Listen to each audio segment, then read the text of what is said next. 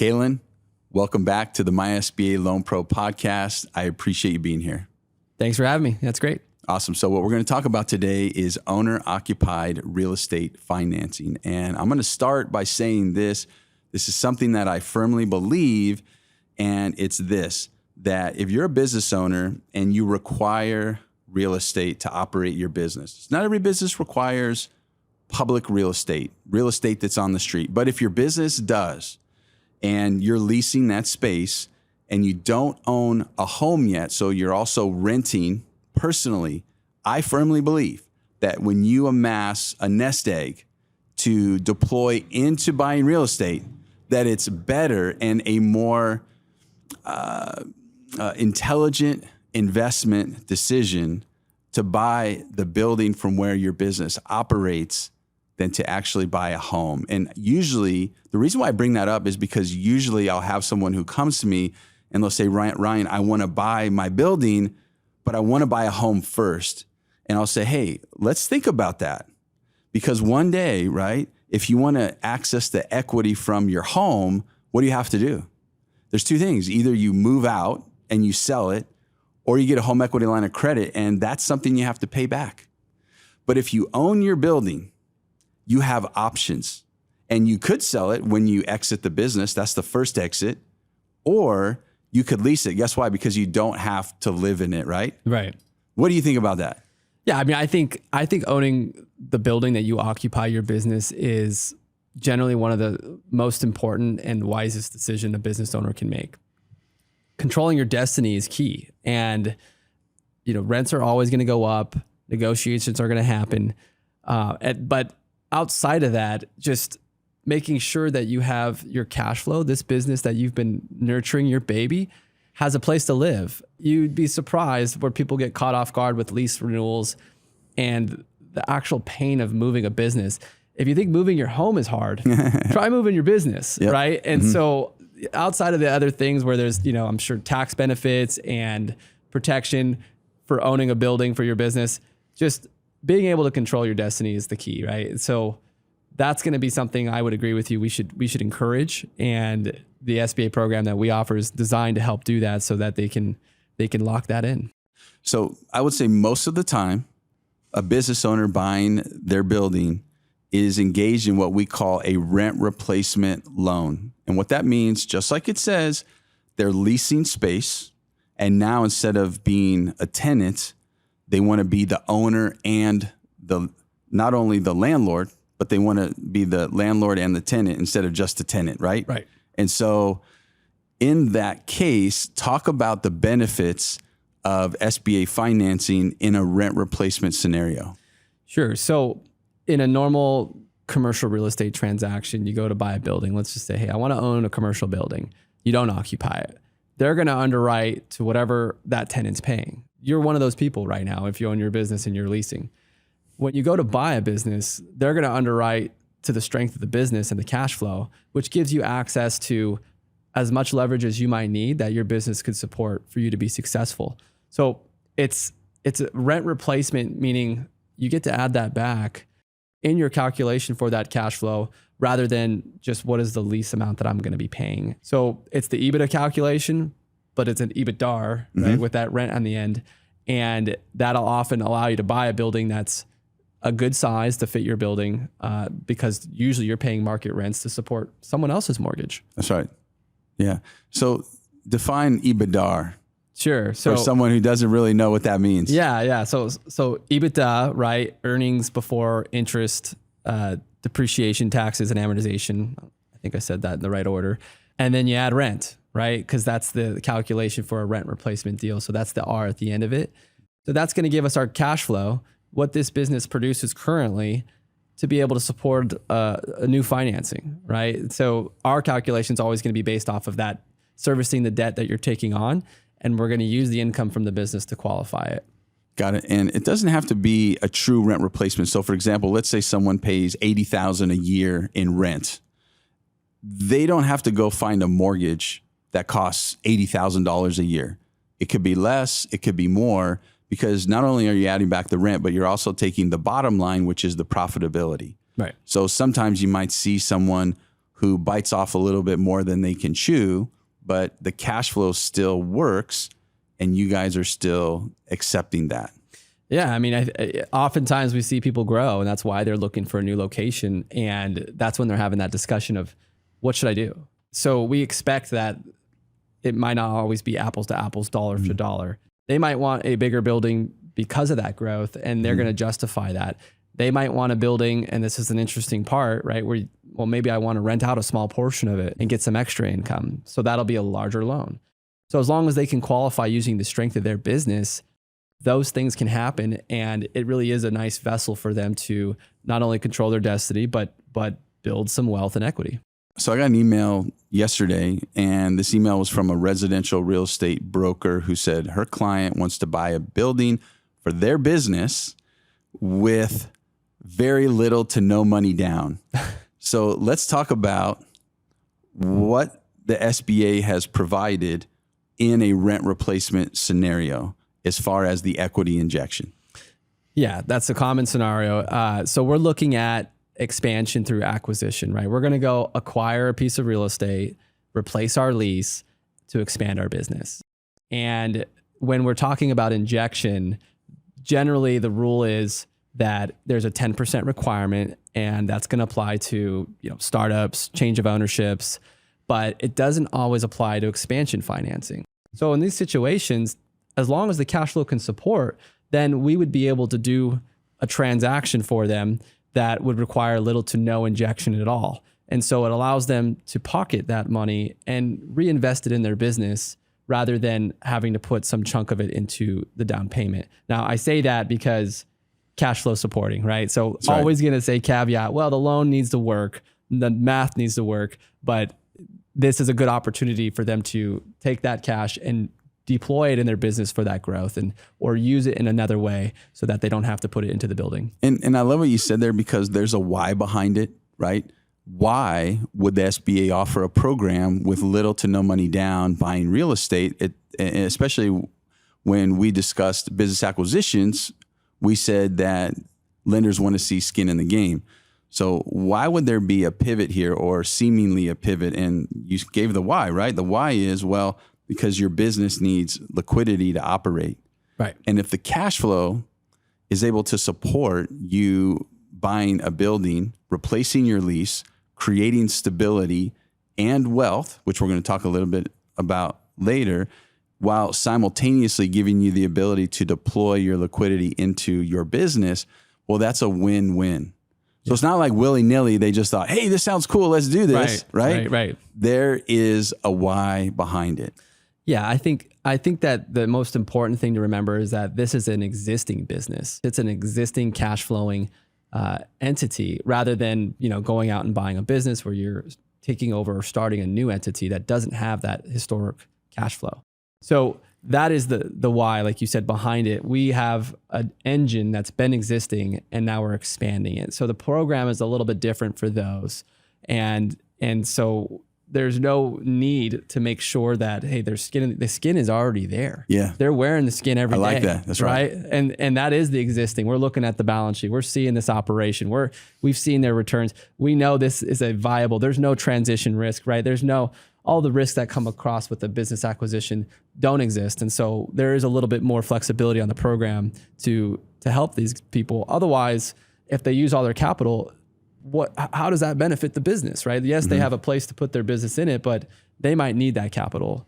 And then they get to have a real business owner conversation, which if I were to hire another employee, or if I were to invest in this advertising or marketing campaign, what would that do to my future cash flow? And that's what the program's here to support. Got it. So let's talk about the program. So this, from your perspective, would be the SBA 7A program. Yeah. So the SBA 7A program is one of the government guaranteed programs, one of a couple, the one that I focus on the most, that is designed to help small businesses access capital.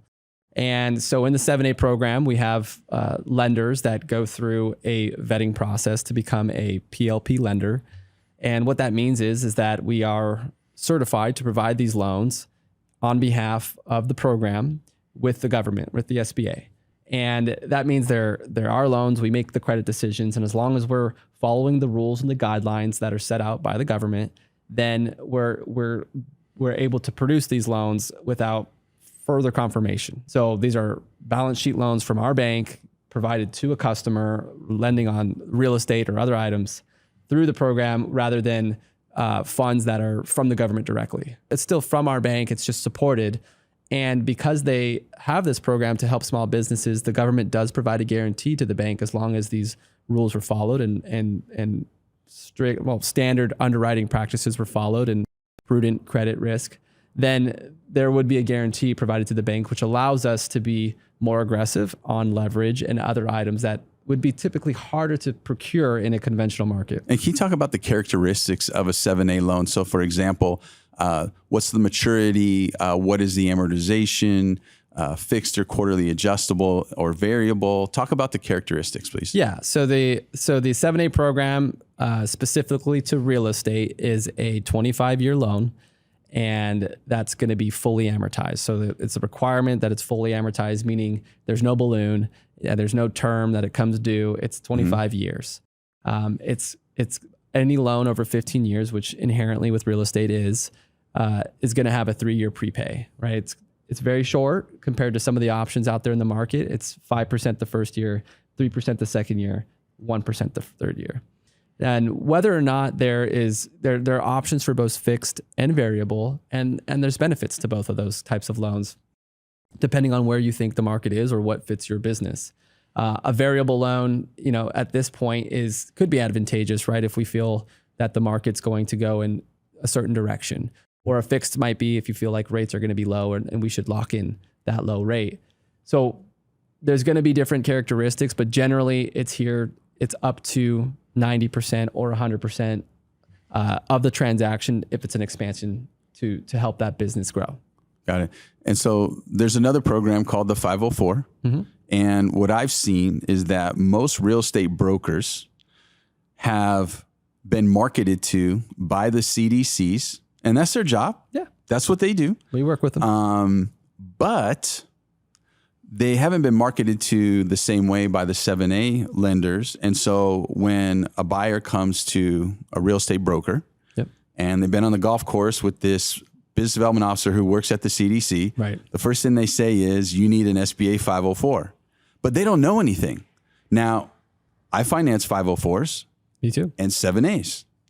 Talk to the business owner who is looking to buy their real estate, why they would want to buy using an SBA 7A loan as opposed to a 504 loan.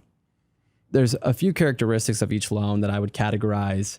The first is going to be maybe timing. In general, because it's a single bank loan for the 7A program, and I'll go into the 504 in a second, it could be a faster program because the bank can choose how fast to run that deal and close it following the rules versus a 504, which is going to be a 2-loan program. The 504, just to give a little detail on what it is where the bank takes a first trust deed on a piece of property, and then there's a second trust deed on that property that is funded by the bank, but then is taken out by that CDC into a debenture, which is an investment fund that fixes the rate over a certain time and it's set, right?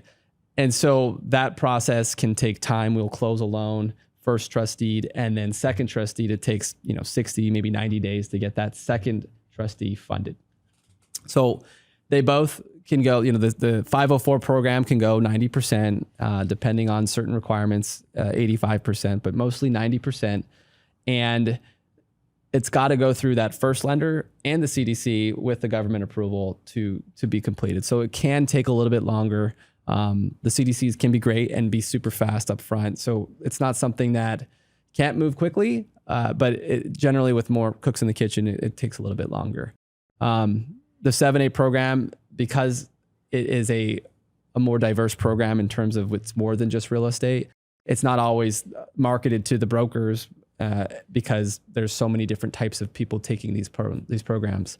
Now, the benefit of using the 7A is usually going to be in timing and then also in the prepay, right? So depending on where you're at in the cycle, you might want to refinance in a few years or get additional working capital with your loan. That's going to be something you're going to want to do on the 7A side because the prepay is less. right? So by the third year, you're going to have an exit strategy that's 1% or less if you get through that third year. If you go through the 504 program, that potentially could be longer than 3 years because that debenture is a government guaranteed debenture funded into a market that has promised returns to investors. So it has a little steeper and a little bit longer prepay over 10 years. But again, it depends on where you're at in the cycle, I think, and it depends on what you're trying to do.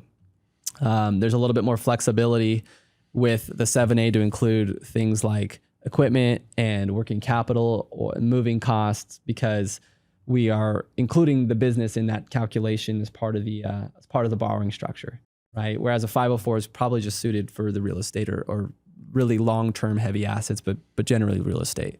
So depending on what you're trying to do or where you're trying to, if what your plans are long-term is going to be crucial. If you're in a high interest rate market, then you might not want to lock forever.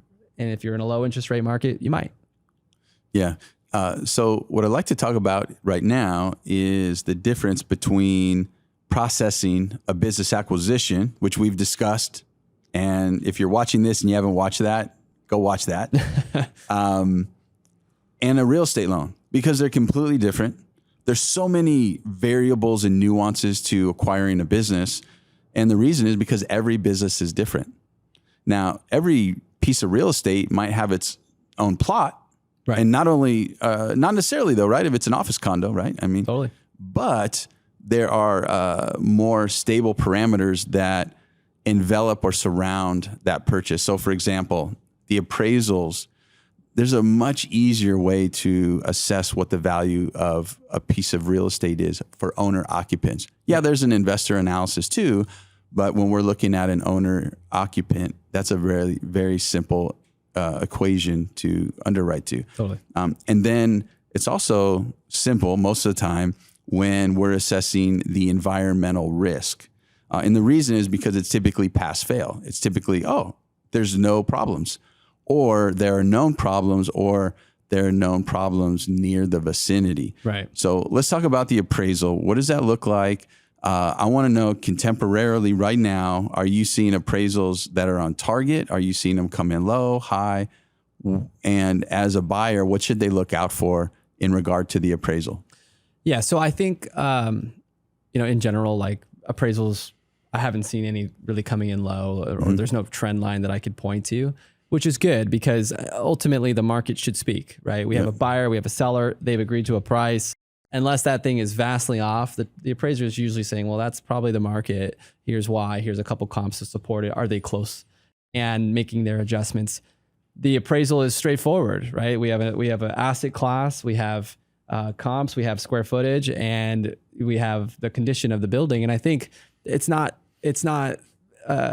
as cloudy as a business acquisition where you're looking through financials and all of the other things. These are very tangible assets. The appraisal is key. Now, I think where it becomes important is when we're talking about like improvements. And so if you're going to go and improve that building, what does that mean to the appraisal and how much can a lender lend upon? So, in general, you can lend up to the amount that the building is appraised on if you're just doing a purchase, right? So and you can include additional working capital, you can do other stuff, but the golden rule is if I'm doing a 7A loan, I can lend up to that appraised amount. So if it did come in short for whatever reason, that's my limiter. And then versus if I'm doing improvements, then you're not always going to get a dollar for dollar transaction or appraised value because it might be something very specific to your business, but we can lend on that too. And so that allows us to go far beyond what the appraised as improved value might be. And to give you an example, I had a cold storage build out, right, where it appraised for $2.8 million, but there was a loan for $4 million. And I think that blew a lot of people's minds, right? Because how did you go? Well, because that improvement was very specific to that kind of business. It's not going to get the highest and best use because it was a beautiful industrial building, but this business was cash flowing. It could support a $4 million loan, and that's what it needed to succeed. And so, of course, we support that. That's what the program's here for, is to help that business grow and succeed. So that's a very unique situation where we can go beyond. And I think that gives a lot of people comfort in case if they are doing improvements, like what that shortfall might be. So that program is pretty liberal in that respect. going on the environmental, I mean, that's another report that we have to get, right? We got to get it. There's certain situations where the history of that building, it might have had a different use in the past. For example, maybe it was a gas station, right? Those are always like oh no, no, it's a gas station. There might be an environmental impact and they're going to have to go in and do a test and assess on it. Appraisals are always ordered by the bank, have to be. Environmentals don't have to be. They can be ordered by the bank or they can be ordered by the borrower. Sometimes getting those done early to expose those even before you've ordered the appraisal, because the bank's going to order that for you, and we have to because there's regulations on it. But knowing that these things are clean and that we can provide it to the bank is key. And you own that report, right? It's yours. It's your order, right? Rather than the bank controlling everything. We're happy to do it, but if it's done early, then we know, and that uncertainty is now gone. So that's going to be, when we go to an appraisal or environmental, the environmental report is oftentimes what they call a phase 1. And they're going to go on site, take a couple of, they're going to look for any kind of concerns, and make note of those concerns, and also do a historic review of what that building was. Those things can really be tricky, right? We want to make sure that those things come back clean, and generally they do, unless they're one of those buildings that, had that prior use. And the older the building that you're looking at, the higher the chance that it was something else before it. So you'll see in East Coast markets, I mean, I'm doing one right now. The building is 140 years old. Of course it has environmental concerns, right? And so we're going through that process, trying to figure out all of the past histories and what's been done to mitigate it so that it's a clean property. We want you to make sure that this isn't dangerous, right? And the collateral is strong for you and your business. Got it. Yeah. So you talked about the 7A, how it has various uses. So can you drill a little deeper into someone who's buying a building, but then they have to complete improvements to occupy? So these are not discretionary improvements, but these are mandatory improvements in order to occupy the building. They'll actually have to receive a certificate of occupancy, and how the 7A program is particularly beneficial in those types of scenarios. Yeah. So in general, if you're going to go into a building and improve it for whatever use, you're going to need approval from whatever government legislation, whatever municipality is there to occupy it, getting a business license, right? Every business needs one to be able to legally operate in that space. When you're going to do improvements, some of those things, depending on how large of a scale of improvement, let's say we're doing plumbing, we're doing electrical, these things that have to go potentially through an architect and permitting. Those are going to cause these reviews to happen and be part of the process to ensure that you can occupy and do your services or products once this is completed. So getting through those approval processes is going to be crucial. But using the 7A program, you're going to be able to generally get down the road and close on this transaction and begin on those improvements through that and go beyond, let's say, what that building was from the beginning. So the next question is, what if you have an existing location, let's say you own it, but you want to expand to another location, and so you'll be providing the same service, but somewhere different? How would the bank apply the 7A loan to that scenario? Yeah, so that is still an exact definition of expansion financing. I mean, there's no better way to explain an expansion than I'm doing it here once, I'm going to do it here again.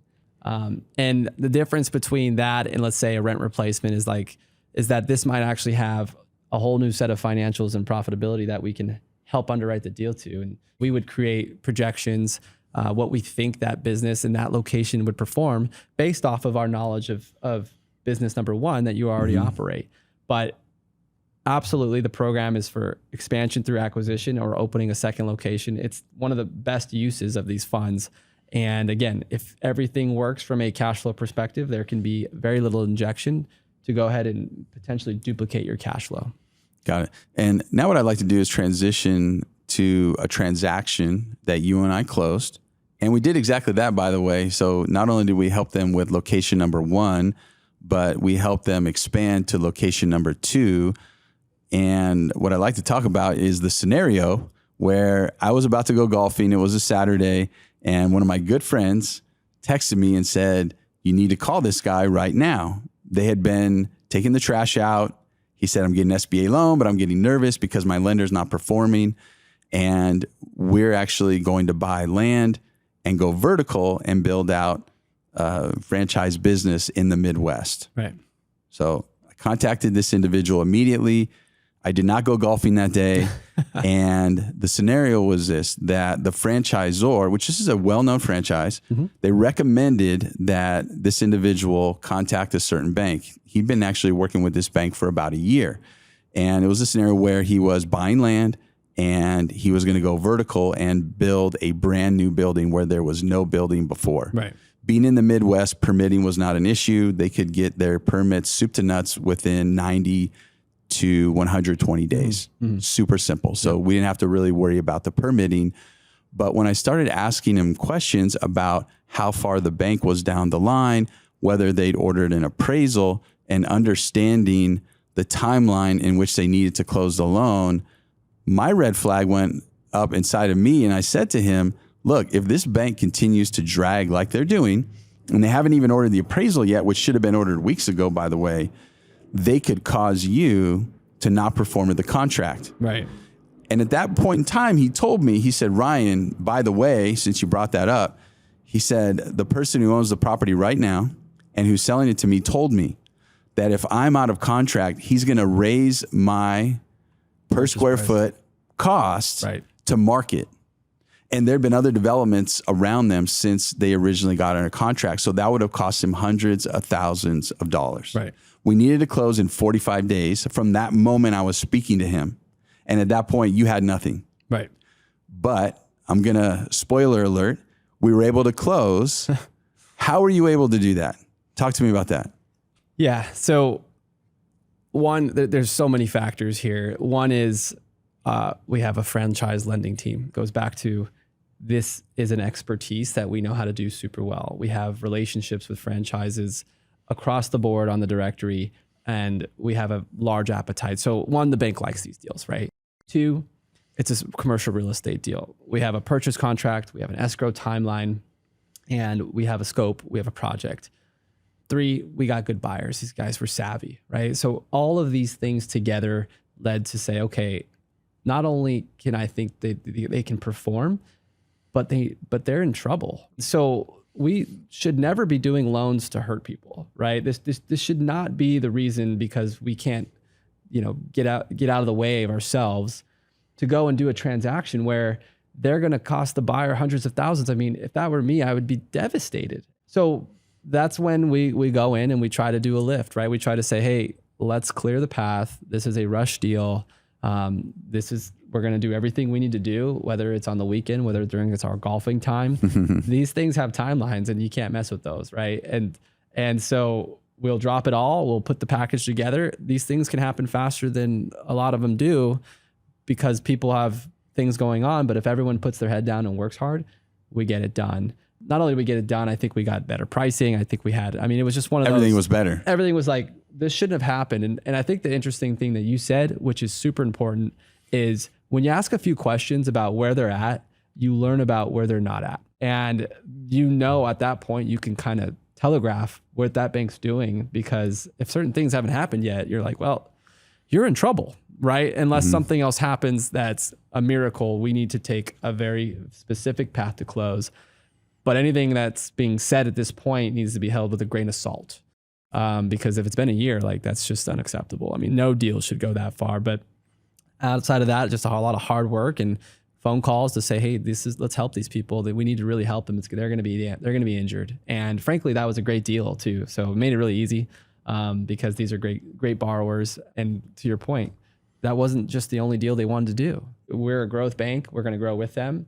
And we definitely earned their trust with your help. Yeah, and you did another transaction for them on the other side of town, right? Which I know they appreciate, and that's a part of their growth strategy. Right. So you have some very entertaining and encouraging success stories surrounding business owners who have bought real estate and how they've turned that into an industry all of itself. So can you talk to us about that and how this can be a really strong investment strategy for a business owner? Yeah, I think, one of my favorite stories is And it was using the 504 program, which is a great program in its own. Don't get me wrong. But it could have been either program. But point is we had a good operating business, right? If we have a good operating business and they were going to take advantage of, let's go buy real estate. And they came to me and they said, okay, what can we do? And I gave them the rules. I said, here's your criteria. Here's your occupancy, right? Here's what you need to occupy by a certain period of time. And they went out and they bought a beautiful Class A office building and occupied 51%. And it was a sizable transaction. It was like $5 million or something like that. And then a year later, they came back and said, hey, we want to do it again. And they utilized most of their SBA runway right up to that 5 million.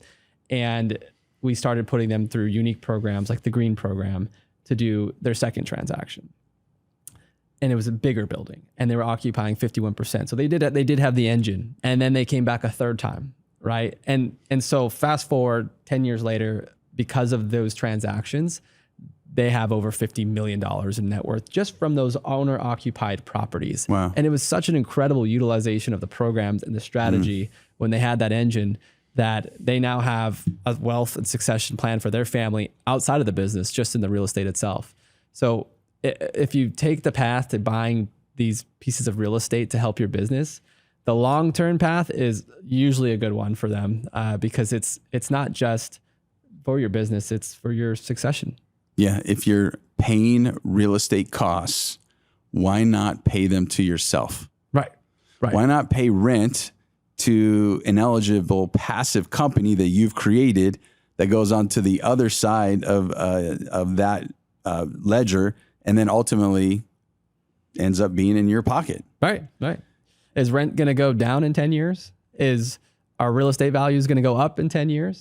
Let's talk about certainties, right? I mean, none of these we can be for sure on, but if I were to look at a historical chart, I'd say anyone who did it probably made a pretty good decision, and not with all the other benefits that we talked about outside of that, just time is going to lead to that wealth generation, that wealth growth. And so it's going to be the business, but it's also for the family. And I think that's the way to use the real estate in this program. And you touched on something that I'd like you to explain, how a business owner can utilize owning and occupying 51% of the space and then renting it. So let's talk about the underwriting, what's required, right, for them to qualify to buy owner-occupied real estate.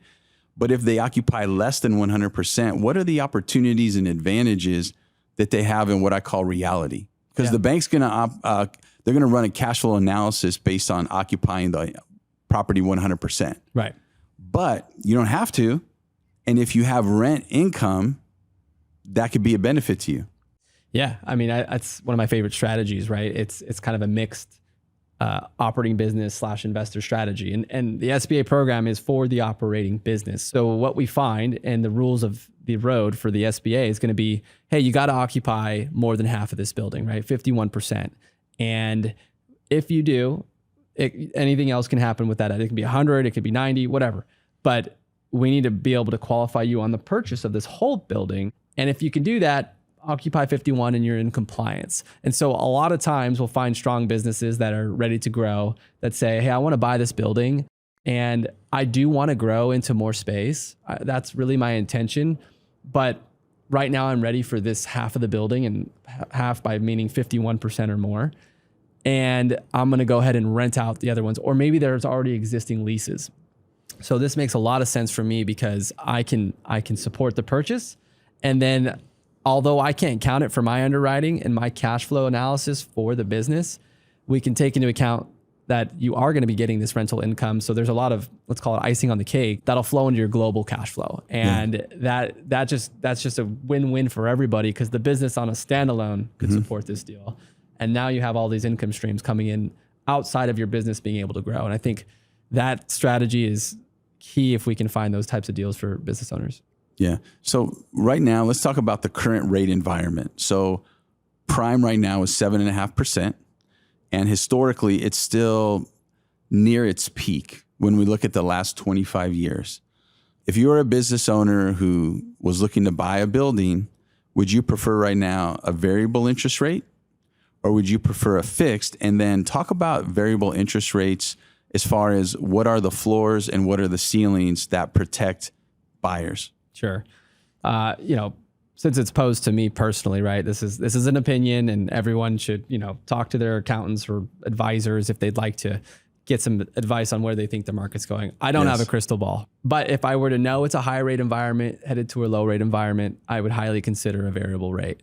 And that can be scary for people, but the way that would work is every time the rate would dropped, which it's a prime-based rate, like you mentioned. So this is a federally set rate that gets controlled by the Fed. And every time that drops, then the payment would drop, right? And that would be something that I would, if I knew for sure that high was going to low, I would do that. Because then the prepayments, all these things would start to fall off as I rode this down and got better and better payments. And so that would be my choice. If I knew rates were going up, I would probably lock my rate in and ride that out as long as I could to make sure that I don't get impacted by higher payments at a later date, right? So my cash flow today is my cash flow today.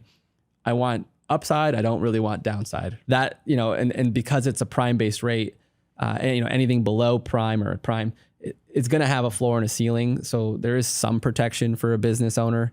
So let's just say they do a rate that's a point below prime, right? So prime's 7.5 today, so 6.5. Then they'd have a ceiling in the odd case that rates continue to go up of, let's call it 2 points, right? 8.5. And then they'd have a floor of 4.5. So if we think, hey, rates are likely to go down, okay, great, let's ride it to 4.5. But if there's a chance that they go up, okay, let's not go up too far because I don't want a 20% rate for whatever reason, right?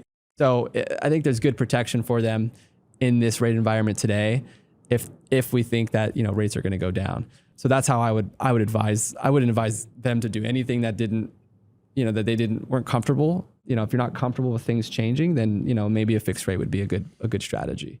But a lot of people in today's world would consider that if they knew rates were going to go down. Got it. And so what I'd like to talk about now in closing is someone who, and this happens, right, where they're buying a business and lo and behold, guess what? The seller owns the real estate and they're willing to package the real estate with the business acquisition. So there's two scenarios typically, right?